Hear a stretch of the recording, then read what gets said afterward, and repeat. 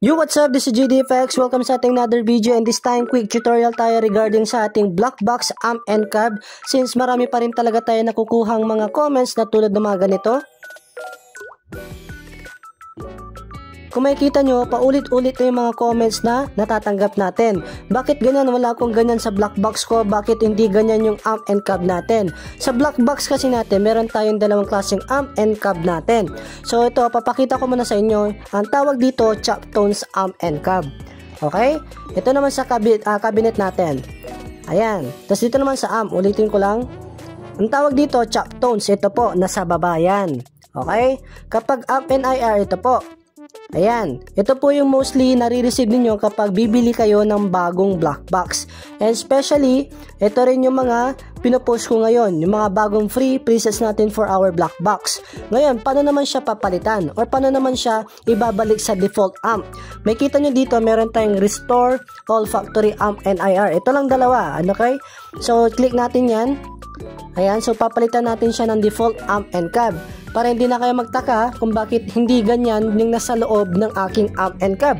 So maghihintay lang tayo ng ilang segundo para yun, mapalitan na ang ating amp and IR. Tapos i-check natin siya mamaya pagkatapos. At ayan, tapos na siya. Exit lang natin, tapos open natin siya ulit. Ayan, tapos check natin yung amp and cab natin kung napalitan at nabago din siya. At ito na.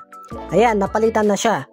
Ito po yung ginamit ko noon nung wala pang Choptones amp and IR natin sa mga free presets na sinishare ko sa inyo sa dating video ko sa black box natin. Ito na po siya. Ang tawag dito, default amp. Okay, dito naman sa cabinet. Ayan. Ito siya. Pero first of all, hindi nyo to magagawa kapag cellphone lang ang gagamitin niyo. Okay? So kailangan, para mapalitan siya, ang kailangan ninyo ay laptop or computer. Tapos gawin nyo lang yung mga steps na tinuro ko sa inyo. Kapag Choptones, ito po. So balik natin siya sa Choptones.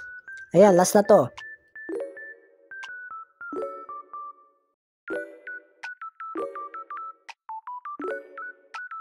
Ayan, tapos na siya. Check natin ulit kung napalitan na ang ating amp and cab natin at nabalik doon sa Choptones natin. Okay, ito na siya. Bumalik na siya, di ba? Okay, wala yan sa firmware. Okay, hindi firmware ang solution para mapalitan yan. Kapag sinabing firmware, sa madaling salita, to fix the bug and issues. Yun lang po ang ginagawa ng firmware at kung ano-ano pa, no? Pero kapag gusto nyo palitan yung amp and cab ninyo, ito lang pong dalawa. Default, itong pinakauna, pag Choptones naman ito. Okay, gets na? Hopefully, natulungan ko kayo. Hindi na rin kayo mag-comment ng pauli-ulit. Okay? This is JDFX and keep rock on. Let's go!